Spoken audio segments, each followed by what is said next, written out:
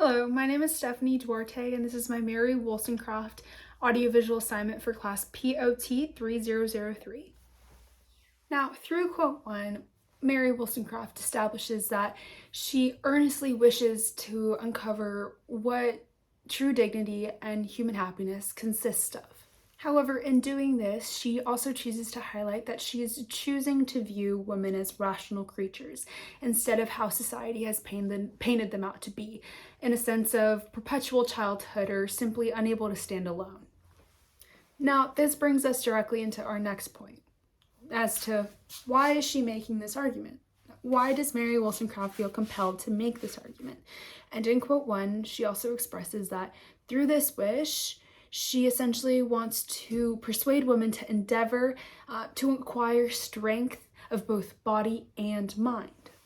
Now, through this, Mary Wollstonecraft intends to convince them that things like soft phrases, susceptibility of the heart, delicacy of sentiment, refinement of taste, all things that are being expected and pushed by society on women, are simply allowing women to become objects of contempt, which, in Mary Wollstonecraft's own words, is essentially synonymous with weakness in society's eyes.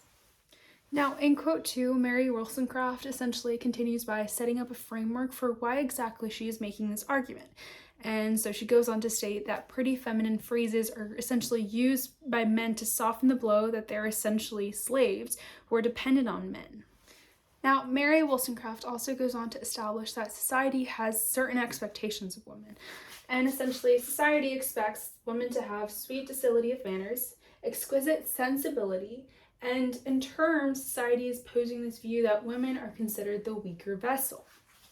Now, Mary Wollstonecraft in this quote goes on to establish that all of these characteristics can be considered elegancy. And in her argument, she goes to establish how elegancy can be inferior to virtue. However, she first sets the goal that humans are humans regardless of the sex. Now, in quote 3, Wollstonecraft continues by establishing that she is compelled to make this argument because she is anxious to render her sex as more respectable members of society. Now, in quote 4 specifically, Mary Wollstonecraft goes on to establish that women focus on acquiring basic accomplishments, and because of this, essentially, their strength of body and mind are sacrificed. She then goes on to highlight that they're sacrificed to libertine notions of beauty, as well as establishing themselves in the only way that women believe that they can, through marriage. Now, Wollstonecraft goes on to state that this particular desire is essentially making mere animals out of women, and once they're married, they're expected to act like children. And what she means by this is that women are expected to dress, paint, and essentially nickname God's creatures.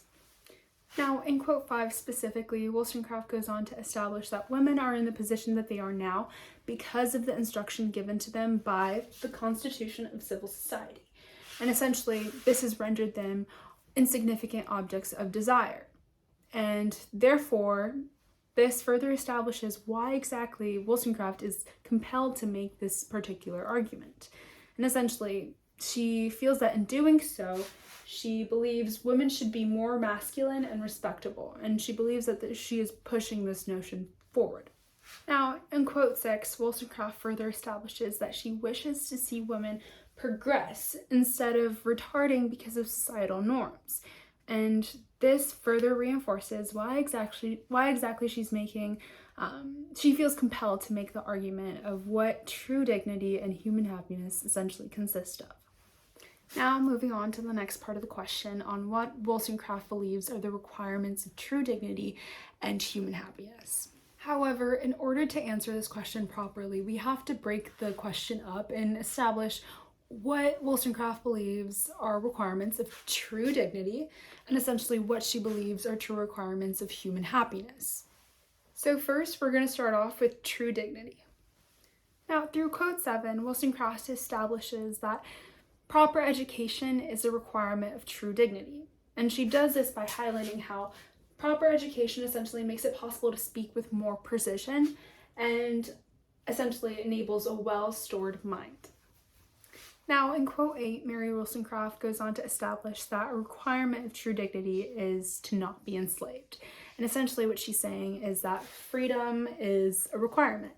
And this is where the neo-Roman republicanism view comes into play, where she believes that women are essentially slaves because they depend on their husbands.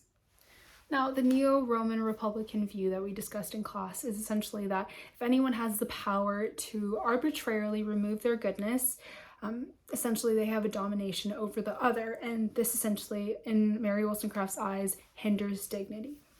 Now, in quote 9 specifically, Wollstonecraft goes on to state that true dignity consists of the relative duty of their station, and in the example that she provided, she's talking about women and essentially their duty to being a good mother. Now, in quote 9 specifically, Mary Wollstonecraft goes on to talk about true dignity and how essentially it consists of the relative duty of their station. And in this example, she's specifically talking about women. And through this, she alludes to the idea that women have the relative duty of being good mothers so that they can further create good citizens. Next, let's move on to talk about what Mary Wollstonecraft believes is a requirement to attain human happiness. Now, through quote 10, Mary Wollstonecraft establishes that being enslaved is unfavorable to human happiness. And essentially, she believes, as we stated previously, that women are enslaved because they depend on their husbands. And in order to attain true happiness, or human happiness, you must have your freedom. And through this example, you could see slave equals not happy, freedom equals happiness. Now, in quote 11, Mary Wollstonecraft goes on to establish that human happiness is built on a variety of things. She establishes that human happiness is built upon chastity, modesty, public spirit, and essentially all of the noble train of virtues. Now, in quote 12 specifically, Wollstonecraft then goes on to talk about how being a mother brings women happiness. And she says this by stating that it helps women feel useful. But she also goes on to explain in quote 12 that the artificial duties such as beauty are essentially hindering their happiness because they distract women from this. Now, in quote 13, Mary Wollstonecraft goes on to establish that equality is a requirement of human happiness, and essentially women who are freed and receive the proper education to become a good mother are attaining human happiness. Now, through all of these quotes, we were able to see the true requirements, according to Mary Wollstonecraft, of true dignity and human happiness. And just to run down all of them: proper education, freedom, adhering to natural duties, such as being a mother, chastity, public spirit, modesty, and equality are all things that are requirements in Mary Wollstonecraft's eyes. Now, when it comes to whether I agree or not, yes and no. Personally, I disagree and I agree with Mary Wollstonecraft's assessments. I agree with some things, but for the most part, I disagree with her framework for women's rights and essentially what she believes are requirements for true dignity as well as human happiness. Now, in quote 12 specifically, she highlights how she believes that women find their happiness in being a good mother, and in turn, their happiness comes from feeling useful. But I disagree with this assessment because in our modern day and age, people who never take on the role are just as happy, if not more happy. And these people find their happiness through other methods, whether that may be in their job or even their hobbies. So in today's modern day and age, I would disagree with Mary Wollstonecraft's assessment. Now, in quote 11, Wollstonecraft highlights how she believes that human happiness is built upon three things: how it's built upon chastity, modesty, and public spirit. However, I also disagree with this assessment because I feel like it's very antiquated, and due to our world being so different from what it was ages ago, I think these are other forms of societal norms being pushed on women and essentially shaming women for being one way or another, and therefore I disagree with her assessment as well on this. Now, in quote 7 specifically, Mary Wollstonecraft highlights how education allows women dignity, and I completely agree with this assessment. I think that education is at the root of true dignity as well as human happiness, and I think that the reason why our modern day and age is so different from back in the day is because we have progressed so much with education, and women didn't know what they would be capable of without education. However, I disagree with her framework of proper education to be a good mother. I think that women have other avenues and other purposes, but I do think that in order to be a good mother, you have to be educated. But I disagree with the argument that she's trying to make, in my opinion.